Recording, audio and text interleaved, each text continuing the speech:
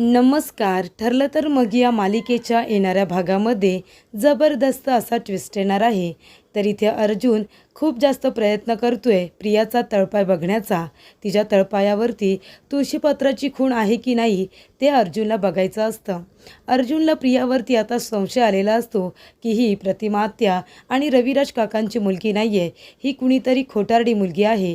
कारण हिच्याकडे बघितल्यानंतर प्रतिमा आत्याबद्दल तिच्या मनामध्ये अजिबातच प्रेम आहे असं वाटत नाही. तिच्याबरोबर खूपच जास्त रूढ वागते असं अर्जुनला सातत्याने वाटत असतं. त्यामुळे आता सत्य काय आहे हे शोधून काढायचं असं अर्जुनने ठरवलेलं असतं आणि त्यासाठी तो आता प्रियाच्या मागे लागलेला असतो. त्याने तिचा पाठपुरावा धरलेला असतो. तिच्या तळपायावरती तुळशीपत्राची खूण आहे की नाही ते त्याला बघायचं असतं आणि फायनली अर्जुनला आता त्याच्यामध्ये यश येणार आहे.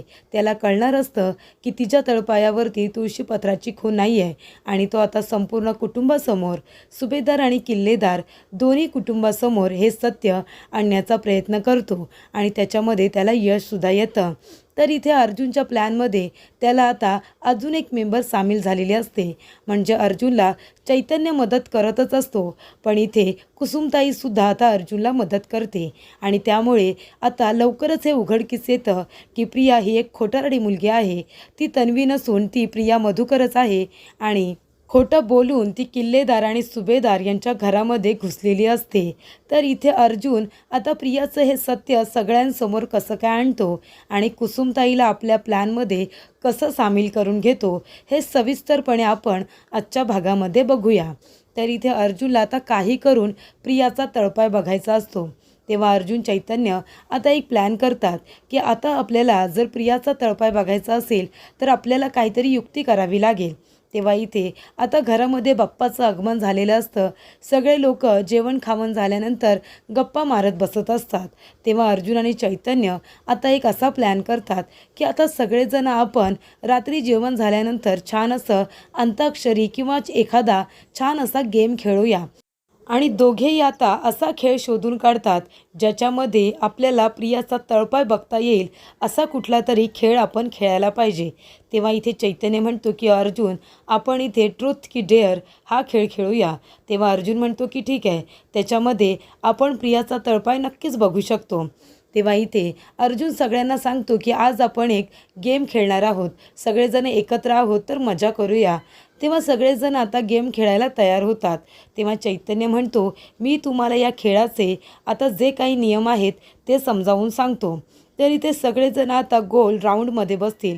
त्याच्यानंतरला मध्ये ही बाटली फिरवली जाईल आणि त्या बाटलीचं तोंड ज्या व्यक्तीकडे असेल तिच्या अपोजिट साईडला जी व्यक्ती बसली असेल त्याने ट्रूथ की डेअर द्यायचं आणि समोरच्या व्यक्तीने ते सगळं काही फॉलो करायचं, नाहीतर मग दंड दिला जाईल, काहीतरी शिक्षा दिली जाईल. तेव्हा इथे सगळेजण आता रेडी होतात.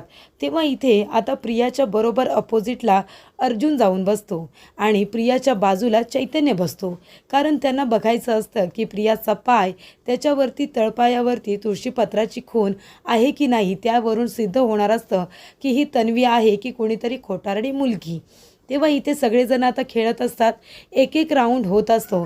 त्याच्यानंतरला आता चैतन्य अशी बाटली फिरवतो की त्या बाटलीचं तोंड प्रियाच्या दिशेने जातं आणि बरोबर अपोजिटला अर्जुन बसलेला असतो. तेव्हा अर्जुन म्हणतो की ठीक आहे तन्वी, आता मी तुला जे काही सांगेन ना तसं तू करायचं आहे. तेव्हा इथे आता ट्रूथ की डेअर विचारल्यानंतर इथे प्रिया म्हणते की आता ट्रूथ बोलायला नको, नाहीतर अर्जुन मला काहीही विचारेल आणि त्याचं उत्तर मला देता येणार नाही. त्यापेक्षा डेअर बोललेलंच चांगलं आहे. तेव्हा इथे प्रिया म्हणते की डेअर.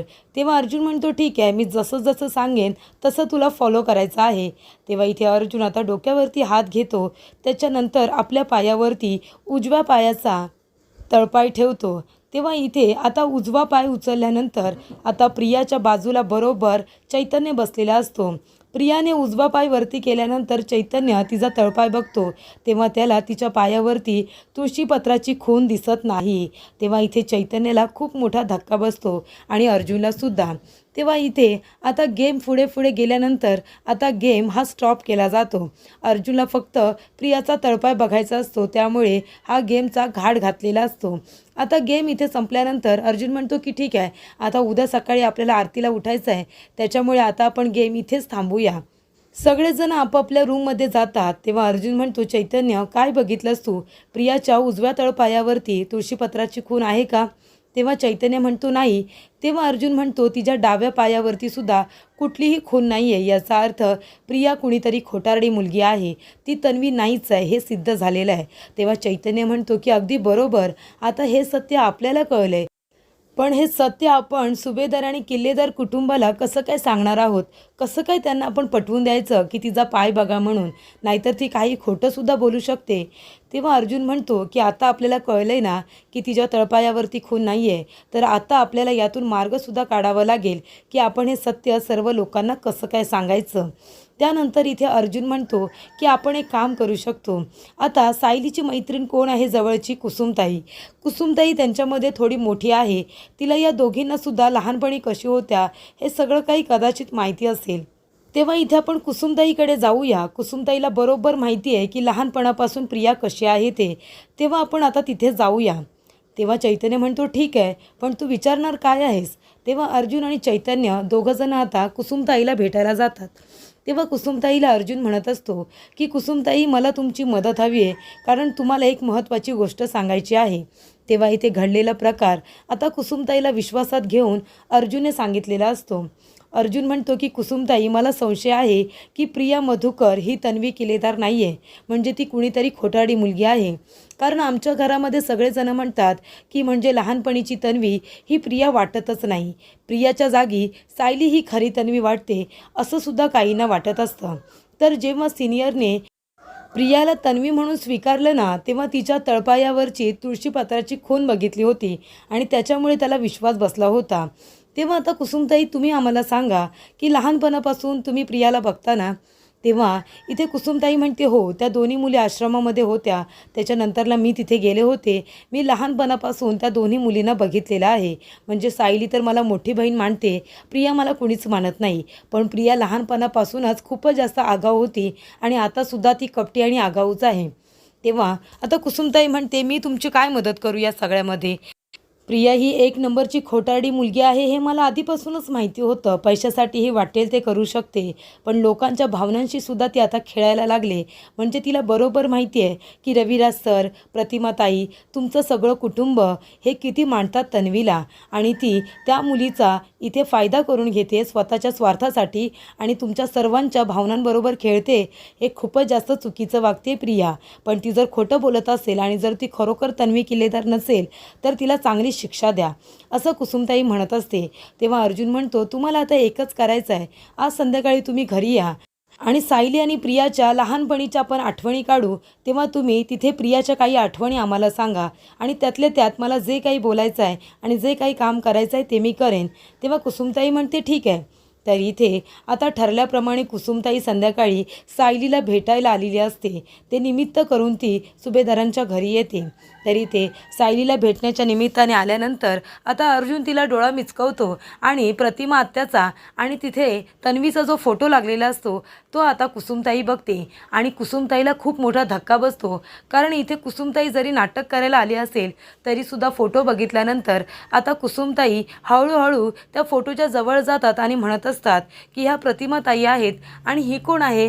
तेव्हा इथे सर्वजण म्हणतात की ही लहानपणीची तन्वी, तुमची प्रिया.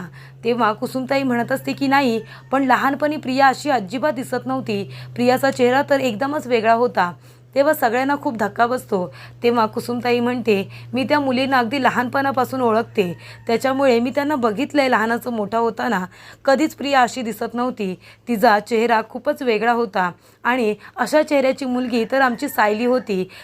म्हणजे प्रिया तर खूपच वेगळी दिसायची. ही तुमची तन्वी तर वाटतच नाही आहे. तेव्हा इथे आता प्रतिमासुद्धा खाणाखुणा करून सांगण्याचा तेच प्रयत्न करत असते की ही माझी मुलगी नाही आहे. सगळ्या सुभेदार कुटुंबाला आणि किल्लेदार कुटुंबाला खूप मोठा धक्का बसतो. तरी इथे प्रिया आता पूर्णपणे घाबरून गेलेली असते. तेव्हा इथे प्रिया म्हणत असते, कुसुमताई अगं काय बोलतेस तू? मीच आहे ना ती. तेव्हा कुसुमताई म्हणते, नाही गं, तुझा मी आयडीवाला फोटो बघितला आहे ना, जेव्हा तू लहानपणी तिथे आली होतीस, मला मधुभाऊने तुझा फोटो दाखवला होता. तू खूप वेगळी दिसत होतीस आणि माझी सायली तर सेम टू सेम अशीच दिसायची. तेव्हा इथे आता काय बोलावं, कुणाला काही कळत नसतं. तेव्हा पूर्णाजी म्हणते, अहो हे काय बोलताय तुम्ही? तेव्हा इथे आता खूप वर्षानंतर तुम्ही प्रियाचा फोटो बघताय ना, म्हणून तुम्हाला ओळखू येत नसेल, असं सुद्धा इथे आता काही जण म्हणत असतात. तेव्हा कुसुमताई म्हणते, अजिबात नाही.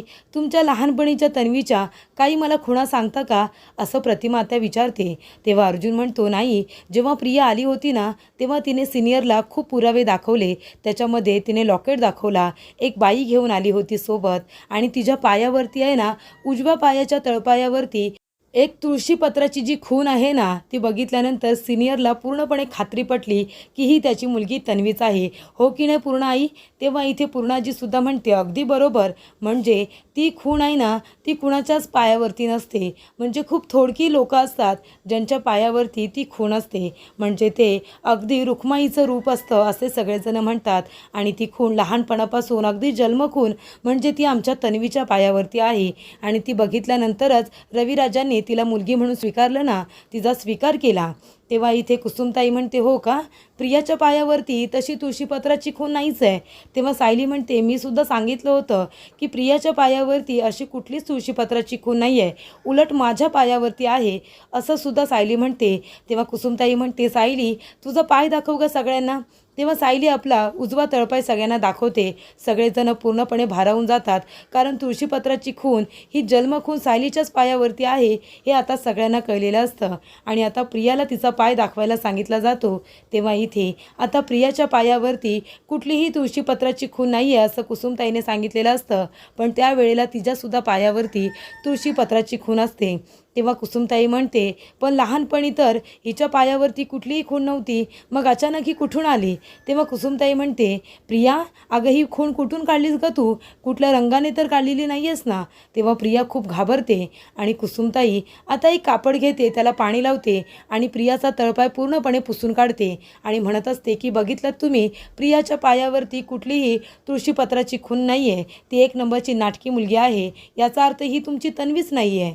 तेव्हा सायली म्हणत असते, प्रिया, अगं पहिले तर तुझ्या पायावरती कुठलीच खूण नव्हती, मग तू कशासाठी ती काढली होतीस. आणि माझ्या पायावरती तुळशीपत्राची खूण आहे हे तर तुला आधीच माहिती होतं. तेव्हा इथे सगळ्यांनाच आता आश्चर्य वाटलेलं असतं. तेव्हा इथे पूर्णाजी म्हणते, म्हणजे सायली, ही तर आमची तन्वी नाही आहे ना. तेव्हा इथे प्रतिमा आता सगळ्यांना खाणाखुणा करून सांगते की सायलीच माझी तन्वी आहे. तेव्हा इथे आता प्रियाचं भांडं हे कुसुमताईने फोडलेलं असतं आणि कुसुमताई एवढ्या खात्रीने सांगत असते. ती जेव्हा सुभेदारांच्या घरी येणार असते, ती मधुभाऊंना जाऊन विचारते. मधुभाऊंसमोर जाऊन ती कन्फर्म करते की सायलीच्या पायावरतीच फक्त तुळशीपत्राची खूण होती आणि प्रियाच्या नव्हती ना. तेव्हा मधुभाऊसुद्धा आता तिला सत्य सांगतात की प्रिया एक खोटारडी मुलगी आहे, तिच्या पायावरती कुठल्याही पायावरती तुळशीपत्राची खूण वगैरे नाही आहे. ती तर 4 वर्षाची असताना आपल्या आश्रमात आली होती आणि माझी साऊ ही 6 वर्षांची होती. ती कधीही खोटं बोलत नाही, पण प्रिया एक नंबरची खोटारडी आहे. अशा रीतीने अर्जुनने कुसुमताई आणि चैतन्याच्या मदतीने प्रियाचा पर्दाफाश केलेला असतो. ती एक खोटारडी मुलगी आहे हे किल्लेदार आणि सुभेदार कुटुंबाच्या समोर आणलेलं असतं. त्यामुळे लवकरच प्रियाची हक्कलपट्टी आता सुभेदार आणि किल्लेदार दोन्ही कुटुंबामधून कायमची जेलमध्ये होणार असते.